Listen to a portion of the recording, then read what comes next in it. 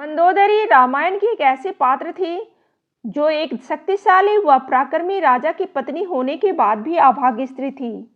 उसका चरित्र गुणवान, धर्मपालक व शिक्षाप्रद था। तभी उसे हिंदू धर्म की सर्वोच्च सम्मान प्राप्त 5 नारियों में स्थान दिया गया, जिन्हें हम पंचकन्या के नाम से जानते हैं। उसने सीता हरण के बाद से लेकर रावण वध तक हमेशा सीता को लौटा देने व अपने पति को सही मार्ग पर लाने की भरपूर चेष्टा की थी, लेकिन असफल रही। आज हम मंदोदरी के बारे में जानेंगे। मंदोदरी की जन्म कथा बहुत ही रोचक है। वह अपने पूर्व जन्म में मधुरा नाम की एक अप्सरा थी। एक दिन वह भगवान शिव से मिलने कैलाश पर्वत पर पहुंची। वहां जाकर उसने भगवान शिव को ध्यान मुद्रा में देखा व उन पर सम्मोहित हो गई। उनको अकेला पाकर उसने महादेव को रिझाने का प्रयास किया। इतने में माता पार्वती वहां आ गई व उन्होंने भगवान शिव की राख को मधुरा के शरीर पर लगे देखा।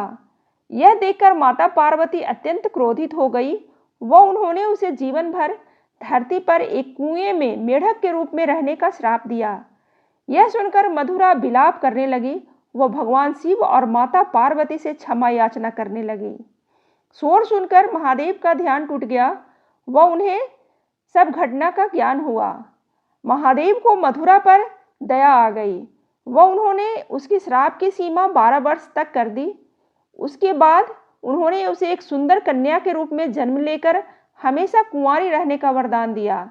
इस प्रकार वह एक पंचकन्या बन गई। एक समय में मायासुर मैदानव नाम का एक राक्षस था, जिसका हेमा नाम की अप्सरा पर दिल आ गया था। फलस्वरूप दोनों का विवाह हो गया।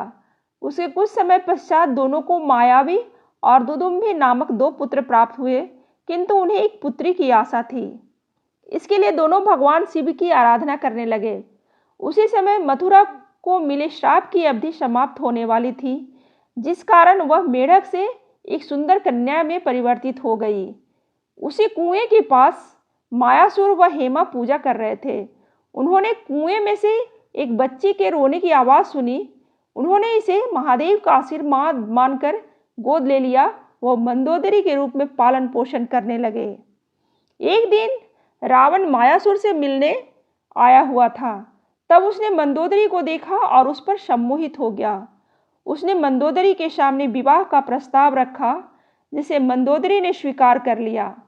इसके बाद दोनों का विवाह संपन्न हुआ तथा मंदोदरी ने रावण के पुत्रों को जन्म दिया, जिसका नाम मेघनाथ, इंद्रजीत व अक्षय कुमार था। इसमें अक्षय की मृत्यु हनुमान व मेघनाथ की मृत्यु लक्ष्मण के हाथों हुई थी। विवाह के पश्चात मंदोदरी रावण के साथ लंका आ गई व वहां की प्रमुख महारानी बन गई। राक्षसों के बीच रहने के पश्चात भी मंदोदरी एक अच्छे हृदय की नारी थी व साथ में पतिव्रता भी।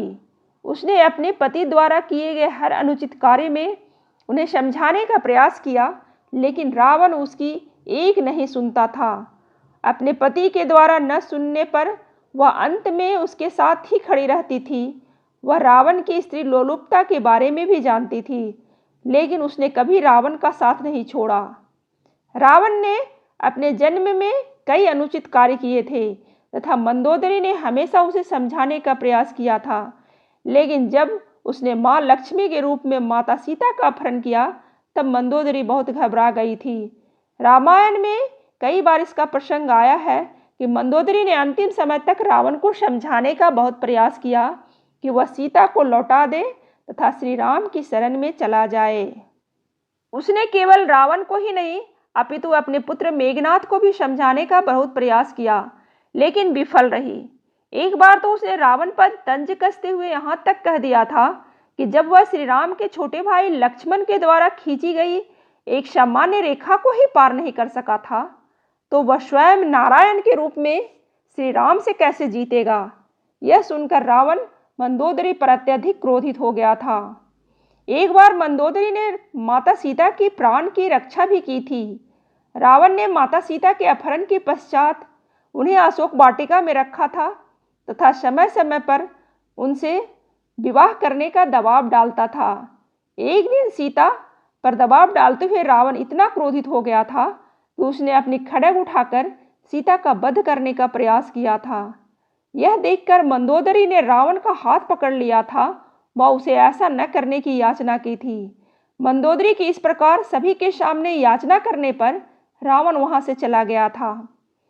जब श्री राम ने रावण का वध कर दिया तो मंदोदरी युद्ध भूमि में जाकर प्रलाप करने लगी।